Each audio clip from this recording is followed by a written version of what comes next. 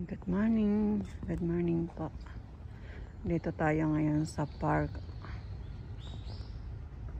Papunta ng Animal Park dito sa Japan.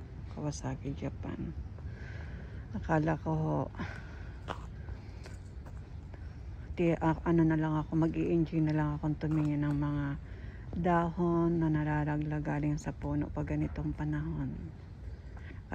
Akalain nyo bang isa ako sa magtatanggal ng mga dahon na yan sa daan. Napakagandang trabaho mga kababayan, kasi gumagalaw yung katawan, hindi lang yung nakaupo ka lang. Trabaho nakaupo, masakit sa puwet, masakit sa balakang. Ito ay mas maganda po sa katawan ang ganitong trabaho.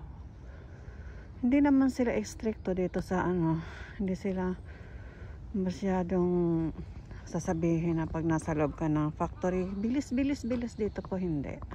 Kung ano lang yung bilis mo, yun lang. Kaya yun ang kagandahan na makapasok tayo sa trabaho sa gobyerno, dahil may konsiderasyon po sila sa taong napapagod. Hindi sa kagaya ng iba na sinusulit talaga yung bayad. Kailangan may quota. Dito ho, hindi. May konsiderasyon sila. Sige po, hanggang sa uulitin at mamaya mag-i-start na kami na magwalis. Nahantay ko lang yung kasama ko nagparking ng sasakyan. Babu! Ayan na sila guys. Yung isa kong kasama is lolo na. Nasa 70 plus na yata yan. On 80 years old. Pero maano pa siya, malakas.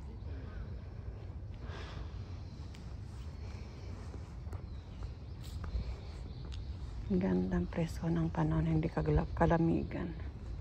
Ayan, ready na tayo guys. Para akong lalaki ngayon eh. Check natin. Dito saan kaya ako mag-i-start. Hindi siya gaanong marami. Pero itong mahirap linisin eh. Sabog ang dahon, pero konti lang. Itong mahirap lang yung pag-ipon. Paktay ako dito. Sabog siya. Flamingo, hello, good morning. Sabog hanggang dito. Kunti lang. Pero dito naman ang mas maraming laglag na dahon. Pero sabog. Ito ang mahirap na linisin. Pero maganda guys. Sabog. Ay. Hi. Start po.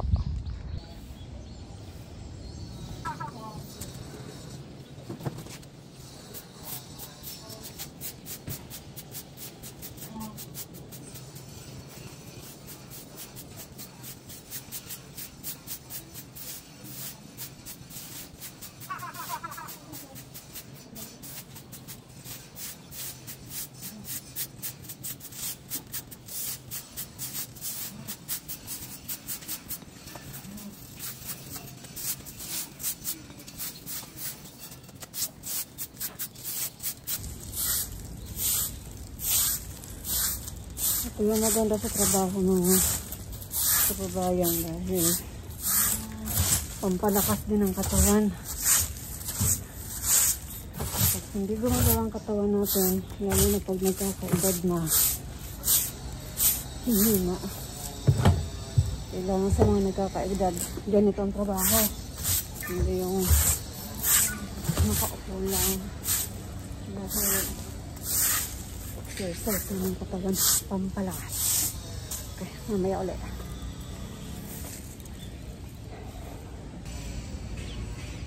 Nako.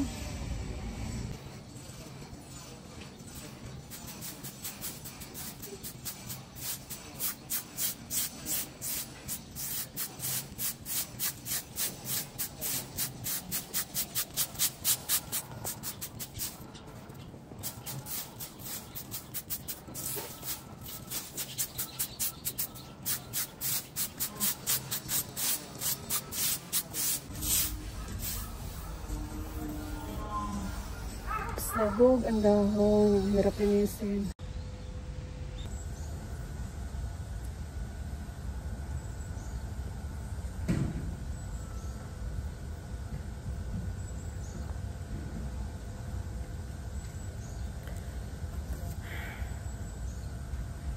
Break time muna tayo. Baka na kung konting sound please.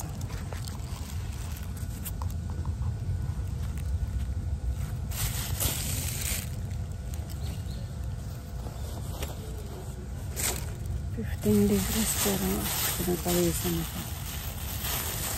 Malinis mo na yung loob. Ayan. Ayan tayo ng konting sandwich.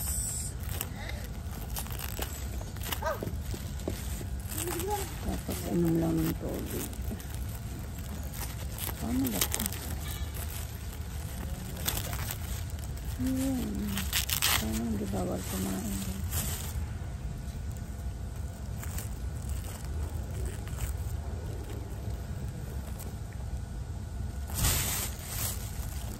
Sarap magpapawis.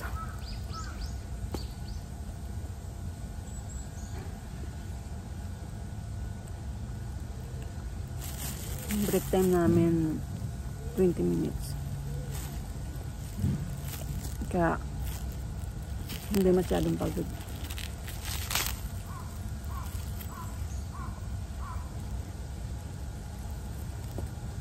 Akala ko yung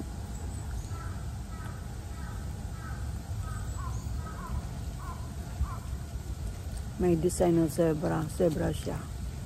Pinagtawanan ako ng asawa ko. Ano daw siya? Horse zebra. Ayun.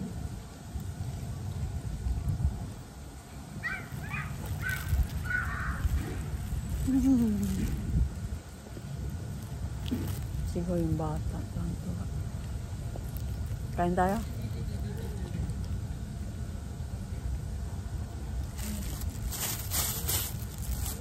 Grabe alikabok.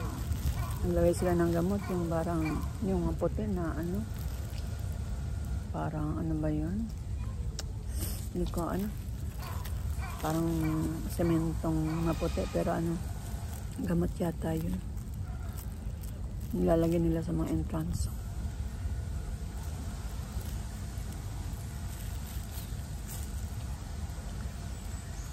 Lumilipad yung ano, alikabok pag minawalis.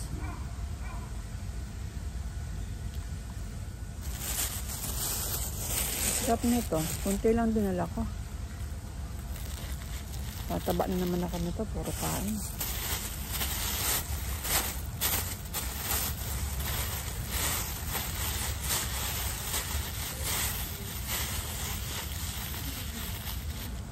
Ang ganda ng ano, yung mga dahon na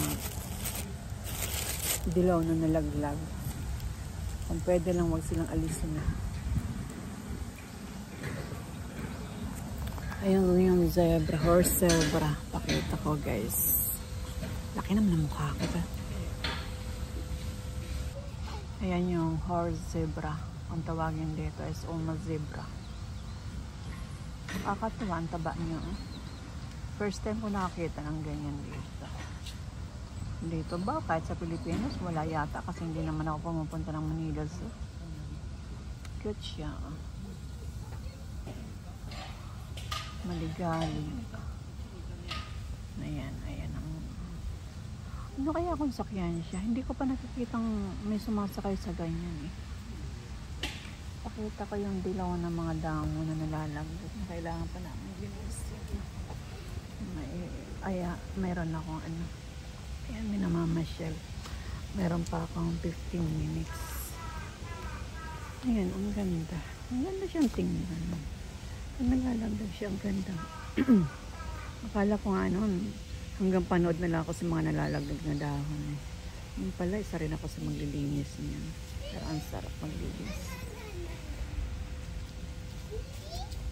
Kami pang lilinisin. Ayun, yun doon sa may mga bata.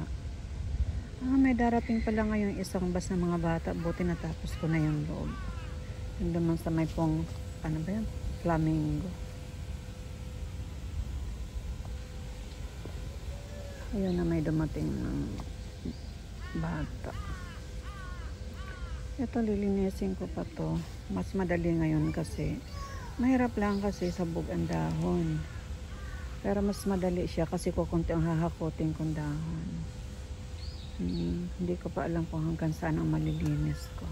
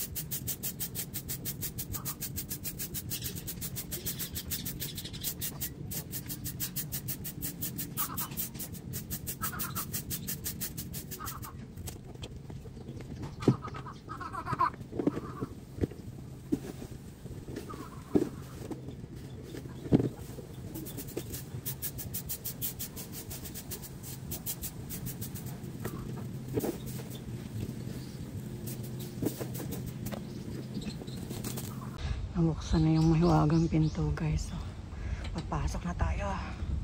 Tingnan natin kung anong laman dyan sa loob. Mahiwagang pinto.